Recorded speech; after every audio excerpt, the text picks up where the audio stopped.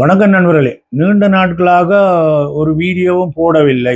காரணம் என்னென்றால், மே மாதம் 21ஆம் தேதி புறப்பட்டு இலங்கைக்கு போயிருந்த நான் திரும்பினது ஜூலை மாதம் 15ஆம் தேதி திரும்பி இங்கே வந்த நான். அதுவரைக்கும் ஒரு 56 நாட்கள் ஒரு வீடியோவும் போட முடியல. இலங்கைக்கு போயிருந்த நேரத்தில் ஒரு வீடியோ அல்ல 2 வீடியோவாவது அப்லோட் பண்ணலாம் என்று தான் எனக்கு ஒரு எண்ணம் இருந்தது. அதுக்கான ஆயத்தத்தோடு தான் நான் போயிருந்தேன். நான் இருந்தும் அங்கத்தை சூழ்நிலைகள் ஒன்றும் ஒரு வீடியோவையும் செய்கிறதுக்கான சூழ்நிலைகளாக அமையாதபடியால் அதை ஒன்றும் செய்யவில்லை. இன்றைக்கு வந்ததுக்கு பிறகு நான் போய் வந்த நாட்களுக்கு இடையில் நடந்த சில நிகழ்வுகளை ஒரு விழிப்புணர்வு கருதியும் ஒரு அறிவுறுத்தல் போலையும் ஒரு சின்ன வீடியோவை போடலாம் என்று வந்திருக்கிறேன். ஜூலை மாதம் 16ஆம் தேதி வியாழக்கிழமை 2026 கூத்தாடிவட்டை அன்பர்கள் நண்பர்களுக்கு பணிவான வணக்கங்கள். மே மாதம் நான் நினைக்கிறேன் 20 அல்லது 21ஆம் தேதி கடைசியாக ஒரு வீடியோவை அப்லோட் பண்ணியிருக்கக்கூடும். அதுக்கு பிறகு நான் நீண்ட நாட்களாக வீடியோன்னு போட இல்லை. நான் அங்கே போய் ஒரு 1-2 வீடியோக்கள் செய்யலாம் என்று தான் எண்ணத்தோட எல்லா ஆயத்தத்தோடையும் தான் போயிருந்தேன். நான் இருந்தும் சூழ்நிலைகள் அனுமதிக்காதபடியால் அதை நிறுத்தி போட்டு திரும்பி வந்துட்டேன். இன்றைக்கு வந்து இலங்கையில் நடந்த சில நிகழ்வுகள், என்னை சுற்றி நடந்த சில நிகழ்வுகளை ஒரு விழிப்புணர்வு கருதி சொல்லலாம் நான் நினைக்கிறேன்.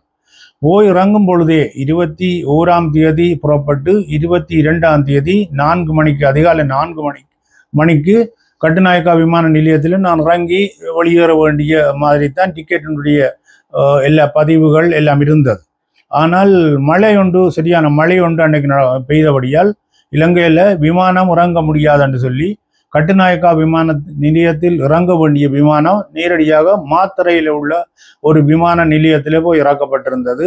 அங்கே ஒரு 2-3 மணி நேரம் தெரிச்சதுக்கு பிறகு காலை 9-9:30 மணிக்கு பிறகுதான் கட்டுநாயக்கா விமான நிலையத்துக்கு திரும்பி வரக்கூடியதாக இருந்தது. அதுவும் மாத்தறை விமான நிலையத்தில் இருந்து மழை விட்டதுக்கு பிறகு அதே விமானத்திலே அப்படியே கொண்டு வந்து கட்டுநாயக்கா விமான நிலையத்தில் இறக்கியிருந்தோம். அதுக்கு பிறகு உங்களுக்கு தெரியும் தானே, இமிகிரேஷன் தவிர்த்து இப்போ இந்த சாமான்கள் பொதிகள் எடுக்கிறது இதுகள் எல்லாம் முடித்து வெளியில் போக ஒரு 10-10:30 மணியாக போயிட்டுது. அப்படியே போய் எங்களோட ஊரான கிளிநொச்சி போய் சேர்ந்தாச்சுது. இதுக்கு பிறகு நடந்த நிகழ்வுகள் எல்லாம் எனக்கு ஒரு மகிழ்ச்சி அளிக்கிற மாதிரியே இல்லை. அங்கே போனதுக்கு பிறகு எங்களுடைய தாய்நாடு, எங்களுடைய உறவினர்கள், எங்களுடைய நண்பர்கள், எங்களுடைய மண், என்னுடைய மண், இது எல்லாத்தையும் நினைச்சு கொண்டு போனால் அங்கே போனால் எல்லாம் வேற மாதிரி தான் அமைஞ்சிருந்தது. ஒரு நேர்சீர் இல்லாத நிகழ்வுகளும், ஒரு மக்களுடைய ஒரு விழிப்புணர்வு இல்லாத தன்மையும், ஒருத்தரோடையும் ஒன்றும் பேச முடியாத மாதிரி தான் அங்கே நிகழ்வுகள் எல்லாம் இருந்தது. எல்லோரும் தாங்கள் சொல்றதை நியாயப்படுத்துறதுக்கு நிற்கணுமே தவிர நியாயம் ஒன்று இருக்கின்றதே ஒருத்தருமே நினைக்கையில், அதில் கவனிக்கவும் இல்லை. அவர்கள் தங்களுடைய செயற்பாடு, தாங்கள் என்ன செய்யணுமோ அது சரியானது தான், அதுதான் நியாயமானது என்ற மாதிரி தான் நடந்து கொண்டிருக்கணும். அது ஒரு பக்கம் இருந்தாலும் அலுவலகங்களில் கூட என்ன மாதிரி என்று சொன்னால் ஒரு சரியான சட்டப்படியோ அல்லது ஒரு நேர் சீரான ஒரு மாதிரியான நிகழ்வுகள் நடக்கிற மாதிரி இருக்க இல்லை. எனக்கு இலங்கையில் உள்ள வங்கிகளில் உடனம்பிக்கை இல்லாத மாதிரி சில நிகழ்வுகள் நிகழ்ந்து முடிஞ்சிருக்கிறது. ஏனென்றால் நான் இங்கே இருந்து போகும் பொழுது இலங்கையில் உள்ள கொமர்ஷியல் பேங்கில் ஒரு அக்கௌண்ட்டை திறந்து போட்டு கொஞ்சம் காசை அந்த பேங்கினுடைய அக்கௌண்ட்டில் போட்டுட்டு, அதே விட நான் இங்கே சுவிட்சர்லாந்தில் பாவிக்கிற ஒரு வங்கியினுடைய அட்டையையும் கொண்டு தான் போனான். ஏனென்றால் ஒரு காசு ஒன்றில் இல்லை என்றால் இன்னொரு ஒன்றில் ஒரு பேங்கில் காசு இருக்குமா இருந்தால் வசதியாக இருக்கும். அல்லது ஒரே அட்டையில் முழு காசையும் வச்சிருக்க வேண்டாம், பிரித்து வச்சிருப்போம் என்று சொல்லி கொஞ்சம் காசு கையிலையும், அடுத்ததாக ஒரு சுவிட்சர்லாந்தில் உள்ள ஒரு பெரிய ஒரு வங்கி, ஒரு முக்கியமான வங்கியினுடைய வங்கி கணக்கில் கொஞ்சம் பணத்தை வைப்பில் விட்டு அதே நேரத்தில் இலங்கையில் உள்ள கொமர்ஷியல் பேங்க்லேயும் கொஞ்சம் காசுகளை அனுப்பி போட்டு தான் நான் இங்கே இருந்து புறப்பட்டு போனேன். போய் அங்கே 2-3 நாட்கள் நடந்து போய் ஒரு குதூகலம், ஒரு பிரமிப்பு. எங்களுடைய ஊருக்கு வந்துட்டோம். எங்களுடைய நண்பர்கள் என்னை பார்த்து போட்டு சில பேர் என்ன தெரியும், நீங்கள் ஒரு யூடியூபராக இருக்கிறீர்கள் அப்படி இப்படி சொல்லியிருக்கேன். என்னுடைய யூடியூப் எப்படி இருக்குன்னு சொல்ல நல்லதாக இருக்கிறது, நீங்கள் ஒரு நியாயமாகவும் நேர்மையாகவும் ஒரு நடுநிலையாகவும் உண்மையை கதைக்கக்கூடியவர்களாக இருக்கிறீர்கள், மற்ற யூடியூபர்கள் போல இல்லை என்று ஆக்கள் சொல்லும் பொழுது ஒரு புலகாங்கிதமும் ஒரு மகிழ்ச்சியும் எனக்கு தொடர்ந்து இருந்து கொண்டிருந்தது. இருந்தாலும் அங்கே நடந்த நிகழ்வுகளும் அங்கே நடந்த சம்பவங்களும் எனக்கு ஒரு கசப்பானதாகவும் மனதை ஒரு நிறைவேற்றுறது மாதிரி இருக்க இல்லை. வாகன விபத்துக்கும் ஒன்று இடையிலே ஏற்பட்டு விட்டது. சென்ற மாதம் 3ஆம் தேதி எனக்கு ஒரு சின்ன ஒரு விரும்பத்தகாத நிகழ்வும் நிகழ்ந்திருந்தது.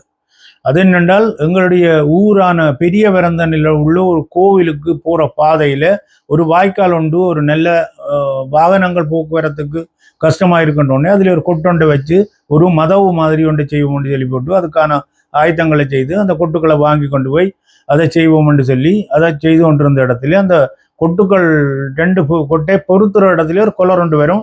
அந்த கொலரை வாங்காமல் வந்துட்டோம் என்று சொல்லி வாங்குறதுக்கு பிறந்தனில் உள்ள ஒரு யார்ட்ன்னு சொல்லி இந்த சீமெந்தில் சில பொருட்கள் செய்கிற கல்லறிகிறது, பைப்புகள் செய்கிறது, தூணுகள் செய்கிற அப்படி ஒரு நிறுவனம் உண்டு.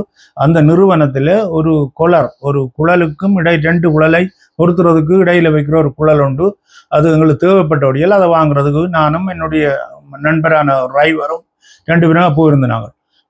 அவர் உள்ளுக்கு போய் அதுக்கு இந்த ஆயத்தங்களை செய்து கொண்டு வரும் வரைக்கும் நான் என்ன செய்தேன் என்றால், பிறந்தனிலிருந்து கிளிநொச்சியை நோக்கி போன காரை ஒரு ஓரத்தில் நிப்பாட்டி போட்டு அதில் இருந்து நாங்கள் நேரமாக அவர் திரும்பி வரையில்லை, என்ற டிரைவர் திரும்பி வரையில்லை, என்னோட வரையில் இவர் நேரஞ்செல்லுது போய் பார்ப்போம் என்று சொல்லி போட்டு ரோட்டினுடைய வலது பக்கத்தை கிளிநொச்சியை பார்த்தது போல எங்களுடைய கார் நின்று கொண்டிருந்தது. அதை திருப்பி இடது பக்கத்தில் ரோட்டினுடைய இடது பக்கத்துக்கு கொண்டு வருவோம் என்று சொன்னால், அந்த இடத்துல ஒரு இடத்துலையும் யூ டேர்ன் அடிக்கிறதுக்கான இடங்கள் இருக்க இல்லை. அது ஒரே ரோட்டாக இருக்குது. கரடி போக்குக்கும் அங்கால உள்ள பஸ் ஸ்டாண்டு போல இடங்கள் எல்லாம் 2-3 இடங்கள்ல யூ டேர்ன் இருக்குது. இந்த இடத்துல பிறந்தனிலிருந்து கரடி போக்கு வரைக்கும் அது ஒன்றும் இருக்க இல்லை. அப்போ திருப்பி விடுறேன்டா சொன்னால் அந்த ரோட்டில் சிக்னலில் போட்டு ஒரு மெதுவாக தான் வாகனத்தை திருப்ப வேணும். அப்போ சிக்னலில் போட்டு திருப்பினால் எதிர வார வாகனங்கள் நிப்பாட்ட வேணுமென்றது தானே ஒரு நியதி, அதுதானே விதிமுறை. வீதி ஒழுங்கிலே ஒரு விதிமுறை என்ன மாதிரி என்று சொன்னால், ஒரு 200 மீட்டருக்கு முன்னுக்கு ஒரு கார் உண்டு, சிக்னலை போட்டு திரும்ப என்றால் வருகிற வாகனம் நிப்பாட்டி வச்சிருக்கணுமென்றது தானே விதிமுறை என்று நினைச்சு கொண்டு திரும்புகிற இடத்துல அந்த எதிர வந்த வாகனம் கிளிநொச்சியிலிருந்து பிறந்தனை நோக்கி வந்த ஒரு வாகனம் உண்டு. அது நிப்பாட்டாம என்னுடைய காரை அடிச்சு நொறுக்கி அப்படியே அந்த இடத்துல சரியான மோசமான சீதத்தை விளைவிச்சு போட்டு போயிட்டுது. அந்த காரை ஓட்டினது நான் இருந்துமே எனக்கு சின்ன சின்ன காயங்களும் நோக்களும் அடிபாட்டோட்டையும் உயிராபத்து இல்லாமல் தப்பிட்டேன். அதொண்டு அந்த காரனுடைய வடிவத்தை, அந்த காருக்கு நடந்த சேதத்தை நான் இந்த படத்திலே ஒரு 2 போட்டோவை போட்டோன்னு பாருங்கோ. பார்த்தால் என்ன மாதிரி நடந்திருக்கும் என்றது உங்களுக்கு விளங்கும். இப்போ பார்த்துருப்பியல். இது என்னென்றால், நான் காரை யூ டர்ன் அடித்து திருப்ப வேணும். அப்போ சிக்னலில் போட்டு திருப்ப ஒரு வாகனம் ஒன்று வர்றது எனக்கு தெரியுது, ஸ்லோ பண்ணா வருது. நான் அவசரப்பட்டு எடுக்கையில் மெல்லமாக எடுக்கிறேன். என்னென்றால் அவர் அறிஞ்சு கொள்ளட்டுக்கும் ஒரு வாகனம் திரும்புவது என்று சொல்லி ஸ்லோ பண்ணட்டும் என்று பார்த்தால் அவர் ஸ்லோ பண்ணவில்லை. அப்படியே அடித்து எங்களுடைய கார் ஒரு பக்கம் அப்படியே உள்ளுக்கு வந்துட்டுது. 2 கதவும் சேதமாகி உள்ளுக்கு வந்துட்டுது. எனக்கு நிறைய அடிபாடு. இந்த அளவு நடக்கைக்குள்ள ஒரு செகண்டுக்குள்ளே எனக்கு தெரியுது காரில் ஒரு வாகனம் முட்டிட்டுதுன்றது மட்டும் தெரிஞ்சுது. அதுக்கு பிறகு நடந்து ஒன்றுமே எனக்கு தெரியல. இது நடந்தது ஒரு 11 மணிக்கு 10:30-11 மணிக்கு நடந்திருக்கும். நான் என்னுடைய சுய நினைவுக்கு வந்த நேரம் நான் நினைக்கிறேன் ஒரு 1:30-2 மணி வரைக்கும் எனக்கு ஒன்றுமே தெரியல. அதில் என்னோட டிரைவர் மற்ற வேறு ஆக்களையெல்லாம் நான் சொல்லியிருக்கிறேன். என்ன மாதிரி ஏண்டா உங்களை எனக்கு தெரியுமே, இதில் நிற்கிறீர்கள் அப்படி இப்படி ஒரு மாறாட்டமாக கதைச்சிருக்கிறேன். இந்த படங்களில் சில நேரத்தில் இப்படித்தானே நடக்கும். ஒரு ஆளுக்கு ஒரு புத்தி சுவாதீனமிட்டு இருப்பார். திடீரென்று அவருக்கு நினைவுகள் வந்த உடனே நான் யார் எங்கே இருக்கிறேன், நீங்கள் யார் அப்படி எல்லாம் கதைக்கிறது நாங்கள் நினைக்கிறோம் படத்துக்காக இதை செய்கிறாங்கள் என்று. ஆனால் இயல்பிலையும் இப்படி நிகழும் என்றதை அன்றைக்கு நான் அந்த எனக்கு நடந்த நிகழ்வில் பார்த்து அறிஞ்சு கொண்டாலும் அந்த வாகனம் சரி அது ஒரு பக்கம் முடிஞ்சு போச்சுன்னு பார்த்தால், அந்த வாகனம் வந்த வாகனத்தில் தான் பிழை, என்னுடைய வாகனத்தில் பிழை இல்லை என்றதான் நான் உணர்ந்து கொண்ட மாதிரி இருக்குது. இதுல என்னென்றால், நான் என்னுடைய வாகனத்தை சரியா ஓட்டினேன் என்று நான் சொல்லுவேன். இருந்தாலும் அதுல வந்தவர்கள் போனவர்கள் போலீஸார் கூட இந்த வாகனத்துல பிழை இல்லை என்ற மாதிரி இருக்கும். இதுக்கிடையில யாரோ சொல்லி போட்டனோ இவர் வெளிநாட்டிலிருந்து வாகனம் ஓடினவர், இவர் அங்கத்தைய மாதிரி நினைச்சு கொண்டு இங்கே ஓடித்தான் இது நடந்த விபத்து.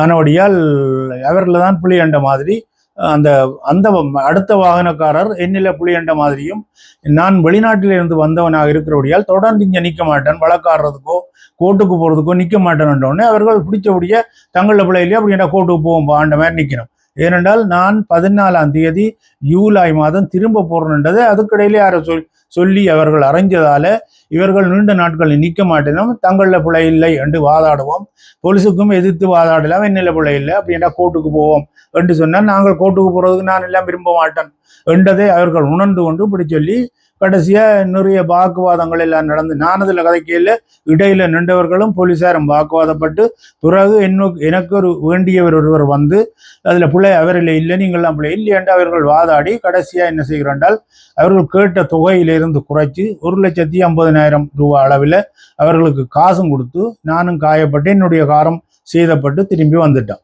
இது ஒரு நிகழ்வு.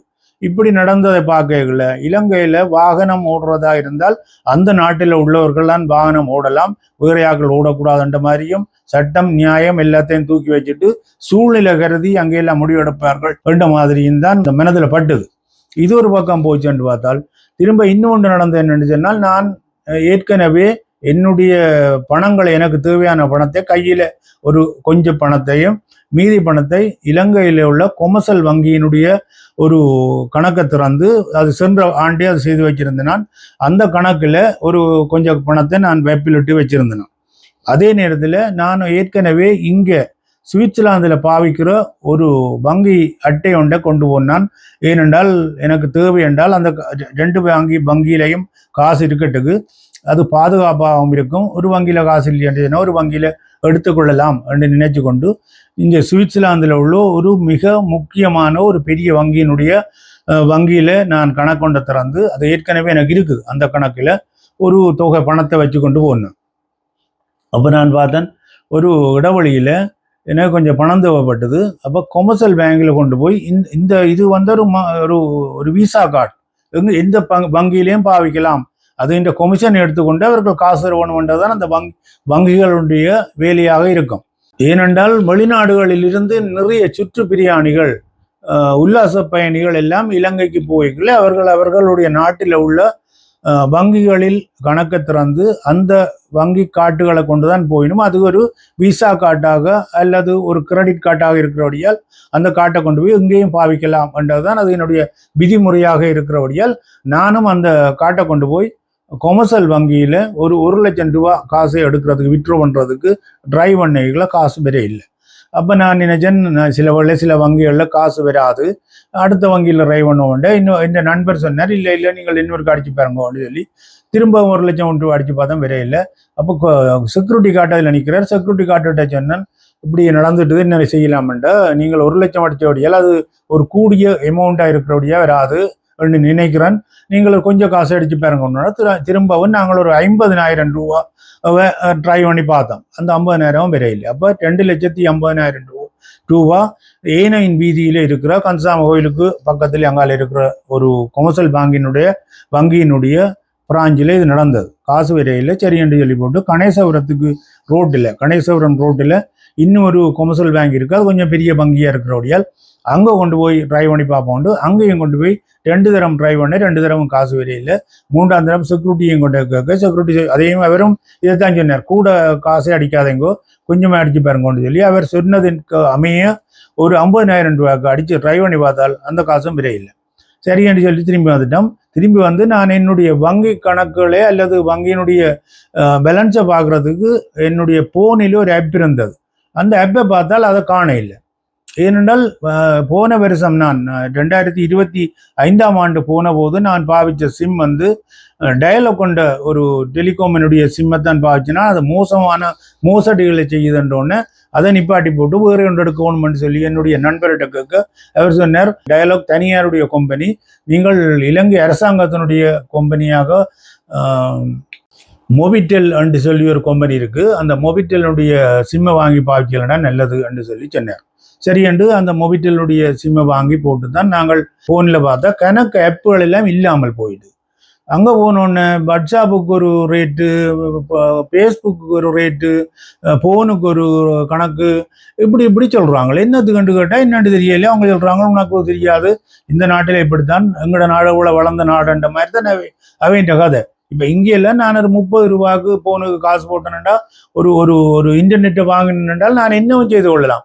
நான் வீடியோ அப்லோட் பண்ணலாம், வீடியோ ரெக்கார்ட் பண்ணலாம், ஃபேஸ்புக் பார்க்கலாம், மற்றது யூடியூப் பார்க்கலாம், எல்லாம் செய்யலாம். இதுக்கு எந்த விதமான பிரச்சனையும் எல்லாம் வரும். அங்கே போனால் அப்படி இல்லை.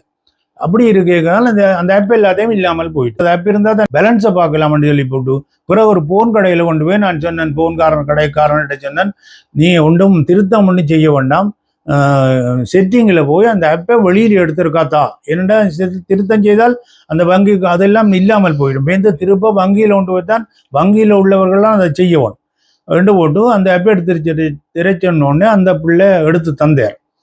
அதுக்கு பிறகு பார்த்தா தான் எனக்கு 5,20,000 ரூபா மைனஸ்ல இருக்குது. சுவிட்சர்லாந்தில் வைப்பில் இடப்பட்ட பணத்தில் 5,20,000 ரூபாய் இலங்கை காசுக்கு மைனஸ் ஆகி இருக்குது. ஆனால் நான் அந்த காசு எடுக்கல. இதை போய் மேனேஜர்கிட்ட போய் கேட்டால் வங்கி மேனேஜர் அது என்னவோ இல்லைன்னு சொல்கிறேன், அது இப்படித்தான், அது எங்கே போகணுன்னு தெரியல, எங்கேயாவது தொங்கி கொண்டிருக்கும், அதை பார்த்து தான் சொல்லணும். ஒரு அக்கௌண்ட்ல இருந்து ஒரு காசை ட்ரை பண்ணுறான் ஏடிஎம்மில், அந்த காசு விரையில்லைன்னு சொன்னால் உங்களோட மிஷினரியில் ஏதாவது புள்ளியான்னு சொன்னால் கணக்கை பார்த்து போட்டு திருப்பி அந்த அக்கௌண்ட்டுக்கு போடுறது தானே சரி. இங்கே சுவிட்சர்லாந்துல எல்லாம் அப்படித்தான் நடக்கும். அதை விட்டு போட்டு அது இங்கே தொங்கி கொண்டிருக்கும், அது கணக்கு பார்க்கணும், அது சர்வதேச ரீதியில் உள்ள காட்டுகளுக்கு நாங்கள் அப்படி செய்யலை இப்படி செய்யலான்னு சொல்லி இன்னும் எனக்கு அந்த காசு வந்து சேர இல்லை. இன்றைக்கு நான் இன்னும் போகலை, வங்கிக்கு போகலை. எந்த அக்கௌண்ட் கணக்குலையே அல்லது என்னுடைய அக்கௌண்ட்ல போய் ஏடிஎம்ல அடிச்சு பார்த்தா இந்த காசு வர இல்லை, அல்லது போன்ல உள்ள தரவுகளின்படி பார்க்கலாம் அந்த காசு திரும்பி வரையில்லை. இப்படி ஒரு அநியாயம் நடந்தது. இது மட்டும் என்று பார்த்தால் அங்க உள்ள நண்பர்கள், உறவினர்கள், இவர்களுடைய சொத்துமாத்தெல்லாம் பெரிய மோசமாகவும் வெளிநாட்டிலிருந்து வந்தவர்கள் ஏமாத்தலாம் என்ற மாதிரி, நாங்கள் அங்கேயே பிறந்து அங்கேயே வளர்ந்து இவ்வளவு காலம் இருந்து வந்த நாங்கள் என்று சொல்லி உணராமலுக்கு அவர்கள் வேற மாதிரி கதைச்சு கொண்டிருக்கணும். அங்க உள்ள மக்கள் எல்லாம் அப்படித்தான் நினைக்கணும், தாங்கள் சொல்றதுதான் சரி, அதை நியாயப்படுத்துறதுக்காக சில தரவுகளை எடுத்து வைக்கணுமே தவிர உண்மை எது நியாயம் என்றெல்லாம் பார்க்க இல்லை. தாங்கள் ஒரு தவறை விட்டுட்டா அந்த தவறு என்னத்துக்காக வந்தது, நான் அதுல பிள்ளை சரி என்று ஒருத்தருமே ஒத்துக்கொள்ள இல்லை. எல்லாரும் அதுக்கு நியாயப்படுத்தல்களையும் அதுக்கு வியாக்கியானங்களையும் சொல்லி கொண்டிருக்கணுமே தவிர வேற ஒன்றும் செய்யலை. நிறைய பேருக்கு நான் உதவிகள் எல்லாம் செய்திருக்கிறேன், பண உதவி செய்திருக்கிறேன், பொருள் உதவி செய்திருக்கிறேன். அவர்கள் கூட எல்லாம் மோசடியான மாதிரி தான் என்னோட நடந்து கொண்ட மாதிரியே பார்க்கல. என்னடா இந்த உலகம், ஒரு மனுஷருக்கு உதவி செய்ய போனாலும் உபத்திரவத்தில் வந்து முடியுது என்ற மாதிரி இருந்தது. இதெல்லாம் பார்க்க என்ன செய்கிறோன்னு தெரியல, என்னடா செய்கிறது என்று ஒன்று யோசிச்சு கொண்டு கேட்கல. நானும் கொஞ்சம் நீண்ட நாட்கள் விடுமுறை எடுத்துக்கொண்டு தான் ஸ்ரீலங்காவுக்கு போயிருந்தேன். நான் என்னடா எனக்கு பென்ஷனும் கிடைச்சிட்டுது, அதனுடைய வேலையும் இல்லை, வேலையெல்லாம் இருக்கிற நான் போய் சுற்றி அடிச்சு கொண்டு வருவோம் ரெண்டு சொல்லி போட்டு ஒழிக்கிட்டால் அங்கே போனால் இப்படி இருக்குது, இனிமேல் வேண்டாமன்ற மாதிரியான ஒரு நிலைப்பாட்டுக்கு தான் நான் தள்ளப்பட்டிருக்கிறேன் மாதிரி தான் இருக்குது. இருந்தாலும் என்ன செய்கிறது, எங்களுடைய மண், எங்களுடைய நிலங்கள் இருக்குது, எங்களுடைய வீடு இருக்குது, எங்களுடைய உறவுகள் இருக்கணும், இதுக்கு போய்தான் வர வேண்டிய ஒரு நிர்பந்தம் இருக்குது. இருந்தாலும் அங்கே அந்த மக்கள் எல்லாம் வெளிநாட்டுக்காரரை வர வேண்டாமன்ற மாதிரி தான் நினைக்கணும். வெளிநாட்டுக்காரர்ன்றே அவைகள் ஒரு கசப்பான ஆக்களாயும் விரும்பத்தகாதவர்களாகும். அவர்களுடைய பணம், அவர்களுடைய உதவிகள் எல்லாம் அவர்களுக்கு தேவைப்படுகிறது. ஆனால் ஆக்கள்ல ஒரு பொறாமையும் வைத்தறிச்சலும் இப்படி வெளிப்படுத்துற மாதிரி இருக்குது. பார்க்கல எங்க கொண்டே விடுமென்று தெரியல. இது தொடர போறது இல்லை. ஏனென்றா இன்னும் ஒரு 10 வருடங்களுக்குள்ள இந்த பழைய ஆக்கள் எல்லாம் இல்லாமல் போய் அங்க போக்குவரத்து எல்லாம் நிப்பாட்டினால் அடுத்த ஜெனரேஷன், எங்களுடைய பிள்ளைகள், எங்களுடைய பிள்ளையினுடைய பிள்ளைகள், அவர்கள் எல்லாம் இது தங்களுடைய சொந்தம் பந்தம் என்று எல்லாம் விரும்ப மாட்டேனும், அவர்கள் போக மாட்டேனும். இப்படியான நிலைமை அவர்களுக்கு ஏற்படுமாக இருந்தால் 1 முறை 2 முறையில இது என்னடா இப்படி ஒரு நிலவரம் இந்த நாட்டில் இருக்குன்னு சொல்லி போட்டு போகாம விட்டுடுவினும், உதவி செய்யாமல் விட்டுடுவினும், திரும்பவும் இந்த மக்கள் என்ன செய்ய போயினும் தெரியல. இன்றைக்கு இலங்கையில இந்த போர் நடந்து இவ்வளவு சிதைவுகள் எல்லாம் போய் எவ்வளவு பொருளாதார அழிவுகள் வந்தாலும் அதை நிறைவு செய்து நிமித்துறதுக்கு உதவினது முழுக்க புலம்பெயர் உறவுகள் என்றதை நிச்சயமாக மறுக்க முடியாது. இலங்கையில் உள்ள நண்பர்கள், சொந்தக்காரர்கள் எல்லாம் நினைக்கணும் என்னென்றால் அதை பற்றி நினைக்கையில் இவர்கள் எங்களுக்கு ஒரு எதிரான ஆக்கள் அல்லது எங்களை மிஞ்சினவர்களாக வளர்ந்து விட்டார்கள் என்ற வைத்தறிச்சல் பொறாமையில எங்களை இப்படி வெளிநாட்டிலிருந்து பூராக்களை எல்லாம் ஒரு வெறுக்கிற நிலையில தான் இருக்கணுமே தவிர வரவேற்று தங்களுடன் உண்டாக்கி ஒரு இணைந்து வாழற மாதிரியான நோக்கத்திலே ஒருத்தர் மில்லியன்ற மாதிரி படுகிறது. எனக்கு பட்டது அப்படி படுகுது, வேறையாக்களுக்கு அப்படி இல்லையோ தெரிய இல்லை. ஆனால் நிலவரங்கள் எல்லாம் நான் பார்த்த அளவில் ஒரு 2 மாதம் அளவில் நான் பார்த்தது நடந்து கொண்ட முறைகளில் பார்க்கல அத்தனையும் அவ்வளவு மோசமாக இருக்கிறபடியால் என்ன நடக்க போதோ தெரியல. நான் இதுவரையில வீடியோ போட இல்லை. நான் அரசியல் சம்பந்தமான சில விழிப்புணர்வு வீடியோக்களையும் சில நியாயமான வீடியோக்களையும் போடுறேன். நான் இன்றைக்கு இப்படி கதைக்க வேண்டிய ஒரு நிர்பந்தத்துக்கு என்னுடைய இலங்கை பயணம் என்ன கொண்ட தள்ளி விட்டுட்டுது. இனி வருங்காலங்களில் ஒரு நல்ல நல்ல கருத்து உள்ள அரசியல் பிரச்சனைகள், அரசியல்வாதிகளுடைய தவறுகள், குற்றங்களை சுட்டிக்காட்டுற வீடியோக்களை தொடர்ந்து செய்ய வேணும் என்று நினைத்து கொண்டிருக்கல. இதுவும் எனக்கு மனதில் உறுத்தி கொண்டிருந்தபடியால் இந்த வீடியோவையும் எனக்கு நடந்த ஒரு சுயமாக நடந்த ஒரு மன வருத்தத்தை வெளிப்படுத்தி கொண்டு இந்த வீடியோவை இத்துடன் முடித்துக்கொண்டு இன்னும் ஒரு வீடியோவில் சந்திக்கும் வரை நன்றி, வணக்கம்.